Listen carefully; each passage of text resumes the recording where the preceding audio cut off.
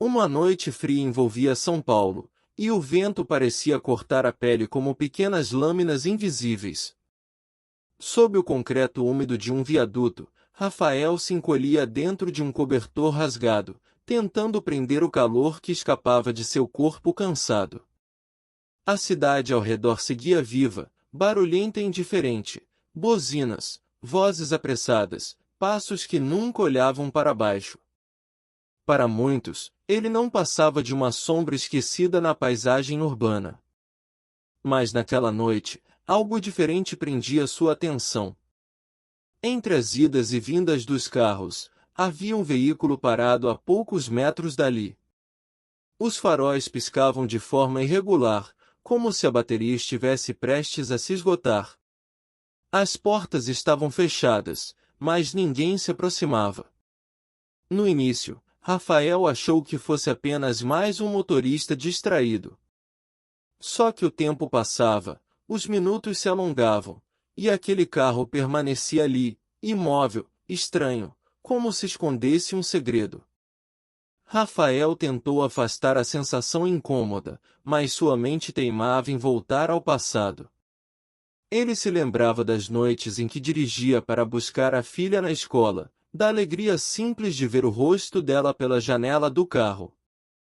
Agora, o silêncio da rua e aquele veículo abandonado lhe traziam lembranças dolorosas. Quis virar o rosto, mas não conseguiu.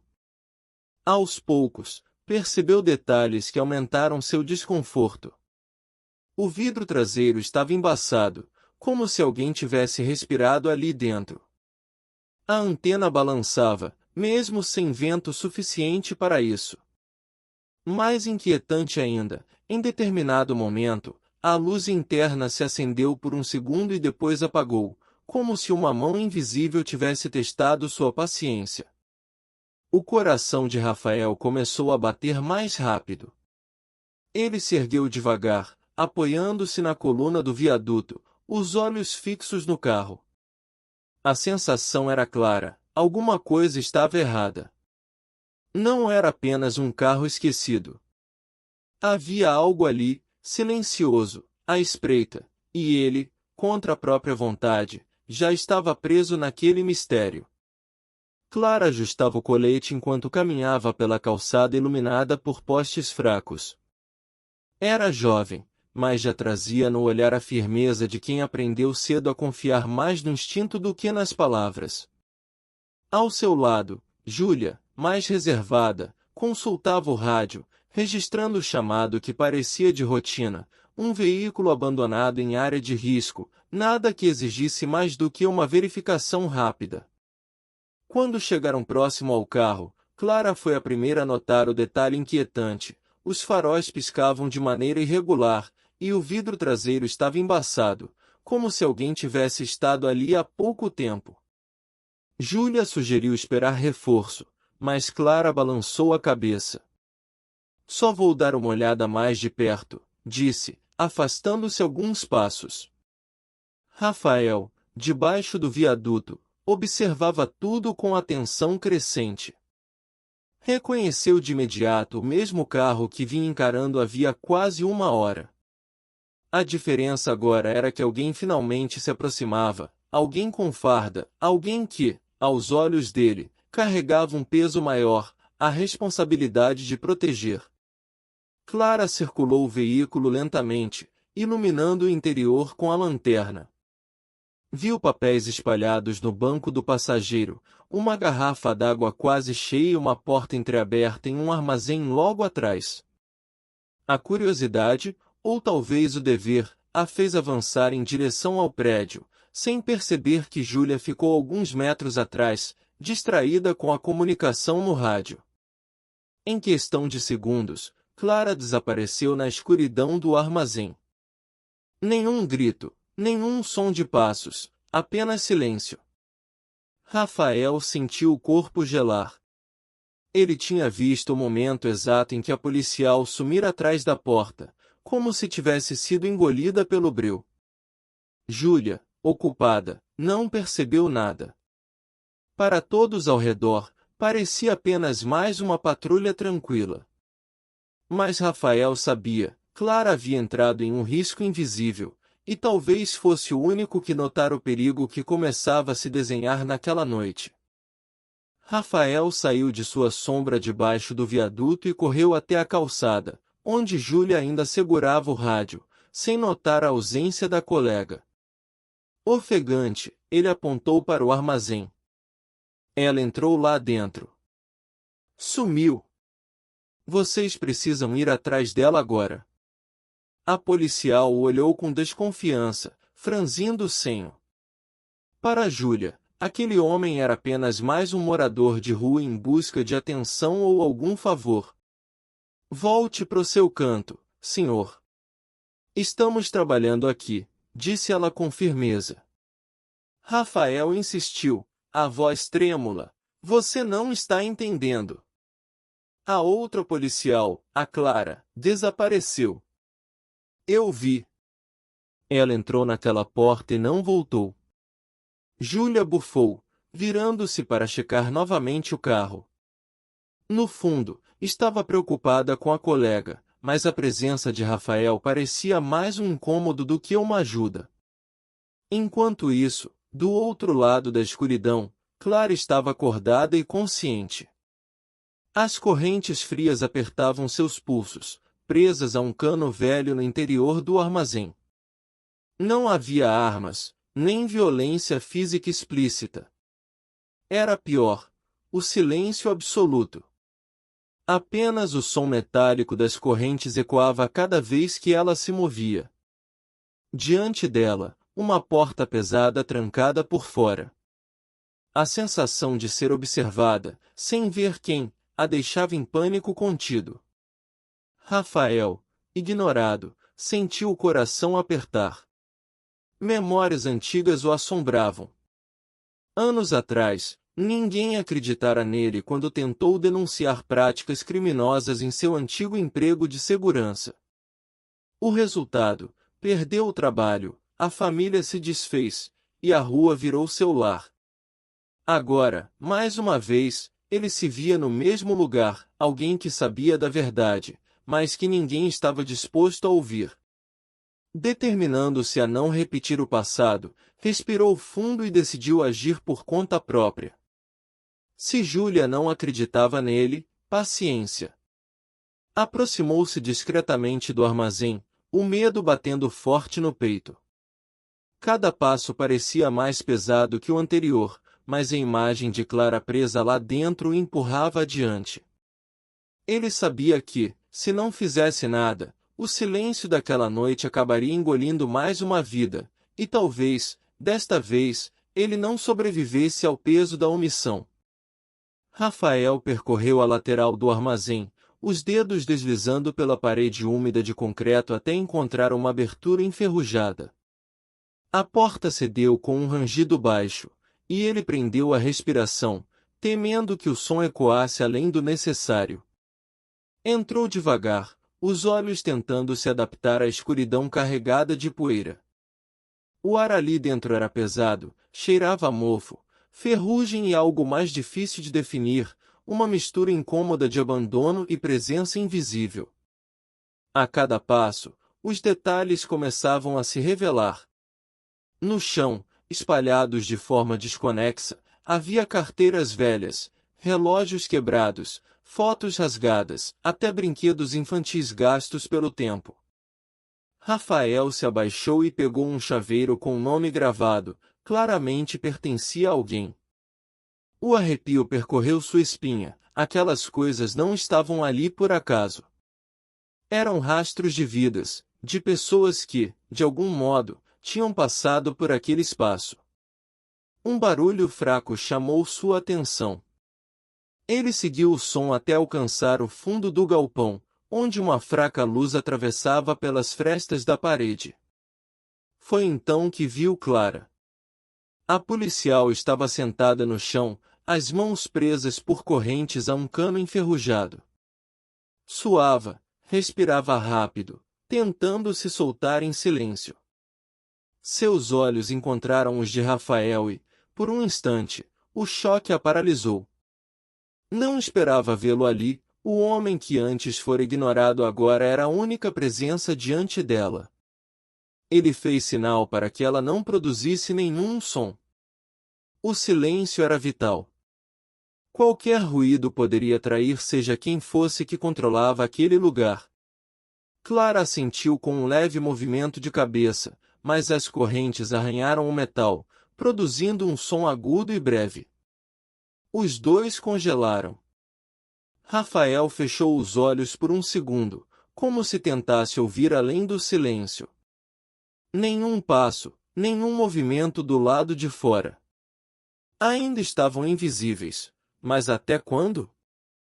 Com mãos trêmulas, ele começou a examinar a corrente, procurando uma forma de soltá-la.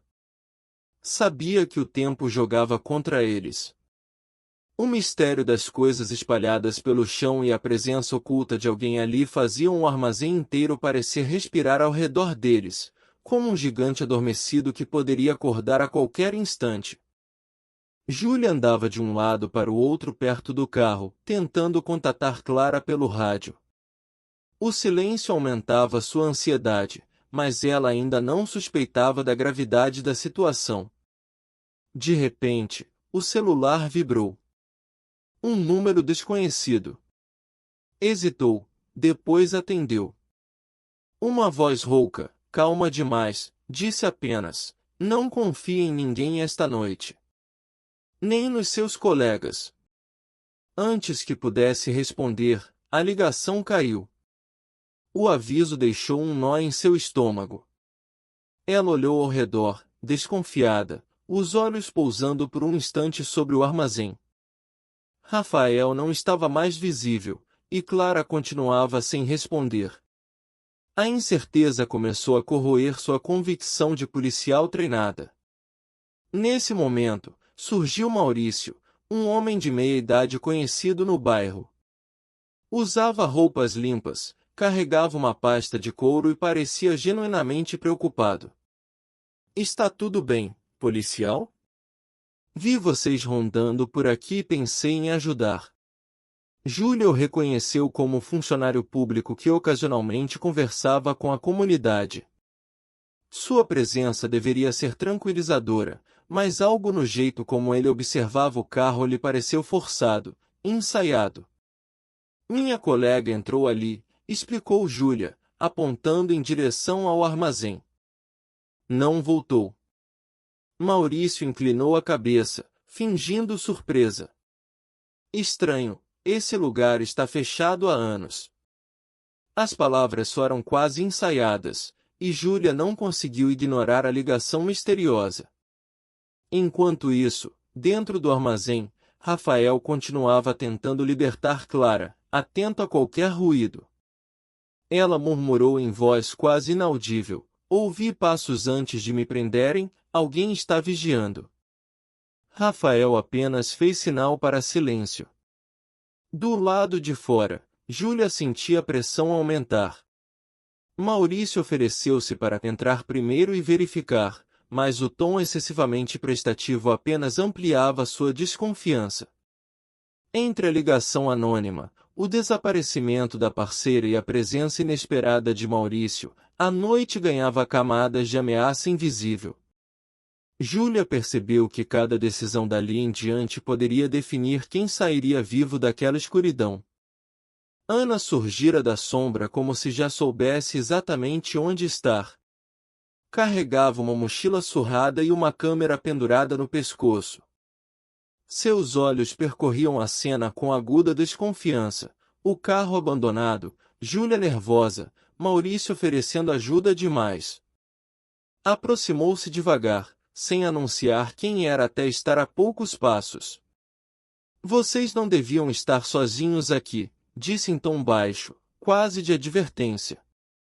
Júlia ergueu a lanterna, surpresa. "Quem é você?" "Ana. Jornalista. Estou investigando desaparecimentos nessa área há meses. Esse carro faz parte de algo maior." Maurício riu curto, como se quisesse desmerecer. Mais uma que gosta de inventar teorias conspiratórias. Não dê ouvidos, policial. Mas Ana já o encarava com desdém, como quem conhecia seu nome antes mesmo de ouvir sua voz. Dentro do armazém, Rafael finalmente conseguiu soltar um dos pulsos de Clara. Ela o olhou com gratidão e desconfiança. Como você sabia que eu estava aqui? Rafael hesitou. As memórias voltaram como um golpe. Anos atrás, trabalhará como segurança de uma empresa que depois se descobriu ligada a casos de vigilância ilegal. Quando tentou denunciar, foi silenciado, perdeu tudo e acabou na rua. Agora, aquele armazém trazia os mesmos sinais. Por que já vi isso antes? Respondeu baixo, o rosto endurecido. Ana, do lado de fora, cruzava informações em sua mente. Quando viu Rafael surgir pela fresta da porta com Clara ainda presa a uma corrente, seus olhos se arregalaram. Eu conheço esse homem, murmurou. Ele esteve envolvido no escândalo da Vigilância Delta. Era testemunha-chave, mas sumiu antes do julgamento. As palavras caíram pesadas sobre Júlia. Ela se virou para Rafael com suspeita. Então é por isso que você está aqui? Faz parte desse jogo? Clara, ainda algemada, sentiu a tensão explodir entre os três. Rafael, ofegante, apenas balançou a cabeça. Eu não sou o inimigo. Mas se não ficarmos em silêncio agora, quem está por trás disso vai nos encontrar antes que possamos provar qualquer coisa. O ar ficou denso, como se a verdade revelada fosse apenas o começo de algo muito mais perigoso. Maurício se aproximou de Ana com um sorriso frio, disfarçado de cordialidade. Você anda vendo coisas demais, jornalista. Esses boatos só atrapalham o trabalho da polícia. A voz era calma, mas carregava um peso estranho, como se escondesse ameaça. Ana não recuou. Apertou a câmera contra o peito, decidida a registrar cada detalhe. Júlia, ainda dividida entre a ligação misteriosa e as revelações sobre Rafael, observava a cena sem saber em quem confiar. Clara, do lado de dentro, já solta de uma das correntes, tentava ajudar Rafael a lidar com o cadeado restante. O som metálico ecoava levemente, deixando os dois tensos, atentos a qualquer movimento no prédio.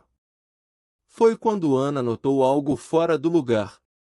No poste em frente ao armazém, havia um ponto vermelho piscando, pequeno, quase invisível. Seguiu o olhar para a parede lateral e percebeu outro. E mais outro. Tem câmeras aqui. Muitas. Estão nos vigiando agora mesmo.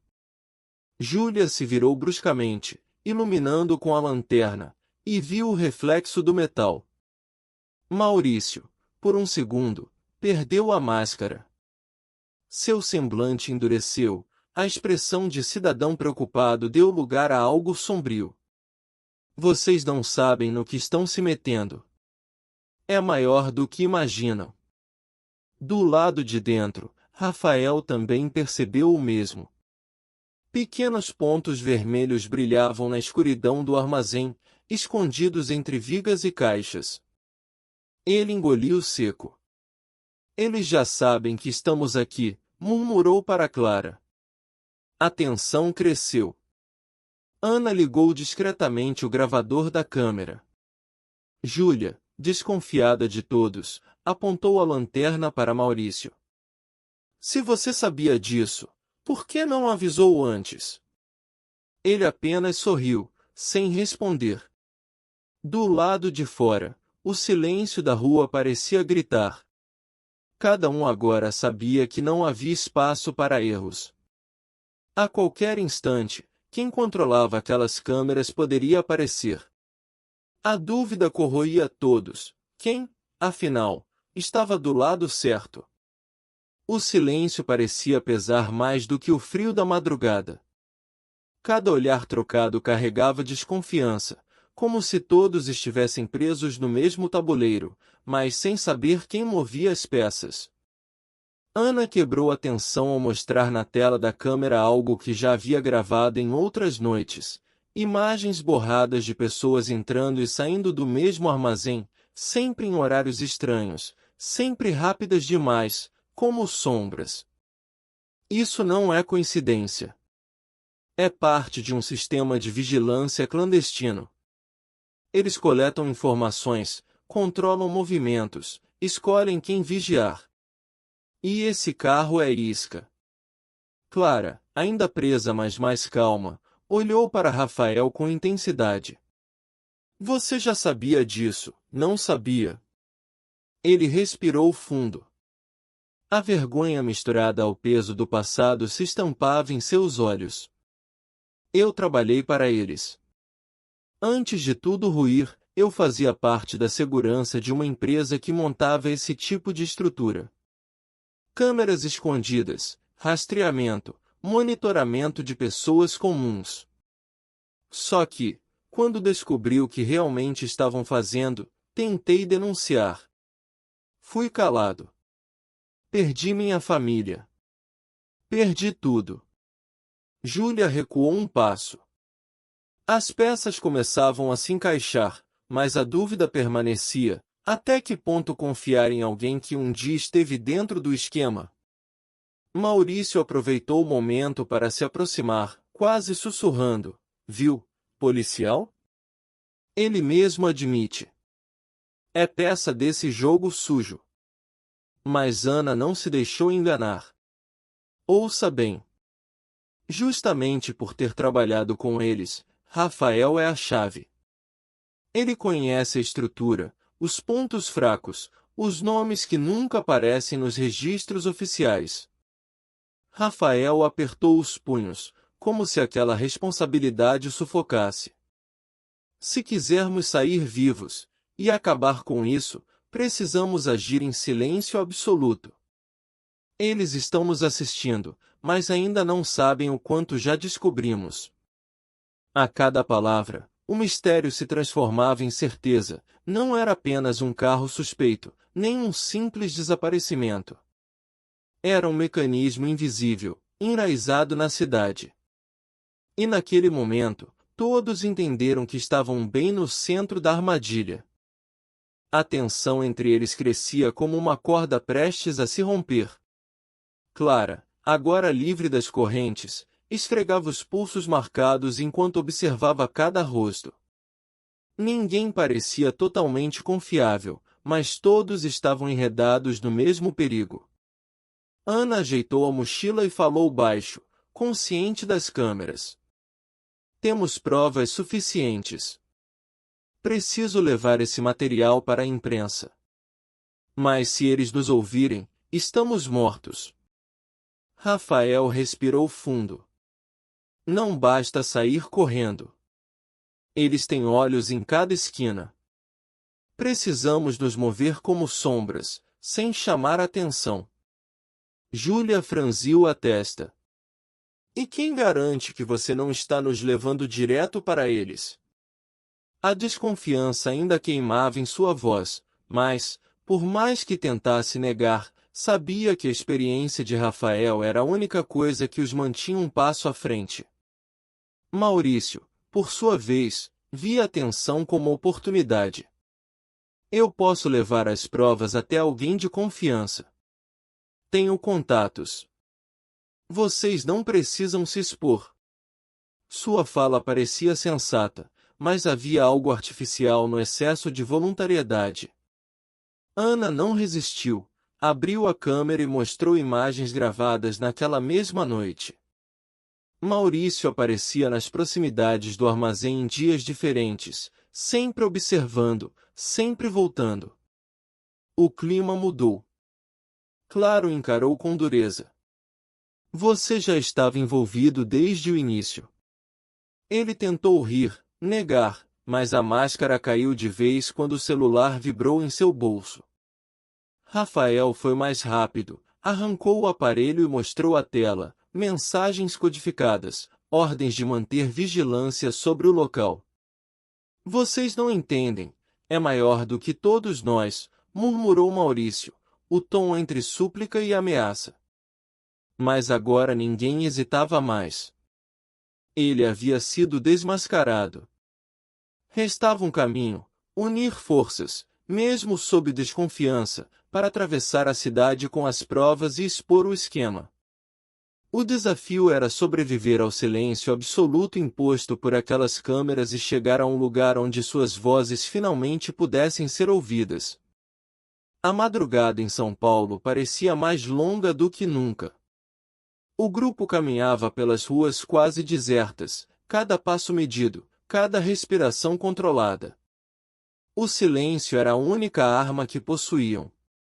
Ana carregava a mochila com as provas colhidas. Clara e Júlia mantinham-se atentas, observando cada esquina. Rafael ia à frente, guiando-os pelos caminhos menos vigiados, lugares que só alguém que conhecia a cidade pelas sombras poderia indicar. As câmeras escondidas ainda piscavam ao longe, mas Rafael sabia onde elas estavam. Apontava discretamente os pontos cegos, conduzindo todos por trajetos improváveis, becos estreitos, vielas encobertas, passagens sob prédios abandonados. O perigo era constante, a sensação de que olhos invisíveis os perseguiam era sufocante. Em certo momento, um carro preto surgiu ao fim da rua. O coração de Clara disparou. Júlia levou a mão ao rádio, mas Rafael fez sinal para que esperassem. O veículo passou devagar, os vidros escuros impedindo qualquer vislumbre de quem estava dentro. Nenhum deles ousou se mover até o carro desaparecer. O silêncio os havia protegido mais uma vez. Quando finalmente alcançaram a redação de um pequeno jornal independente, Ana entrou primeiro, entregando a mochila a um colega de confiança. As imagens foram descarregadas, os arquivos examinados. Pouco tempo depois, a verdade se espalhava em telas e rádios. Um esquema de vigilância clandestina, ligado a nomes influentes da cidade, havia sido exposto. Na manhã seguinte, enquanto a notícia dominava as manchetes, Rafael permanecia sentado na calçada, o olhar perdido. Clara se aproximou, sem a formalidade da farda, e lhe estendeu a mão. Sem você, nada disso teria acontecido. Pela primeira vez em anos, ele sentiu que não era invisível. Júlia sorriu discretamente, e Ana, com a câmera pendurada no pescoço, registrou aquele instante não como denúncia, mas como símbolo de resistência e humanidade. Maurício havia desaparecido, mas agora já não importava, a rede estava rompida. O sol nascia sobre a cidade, dourando as fachadas. Rafael, ainda com marcas do passado, respirou fundo. Não era mais apenas um morador de rua.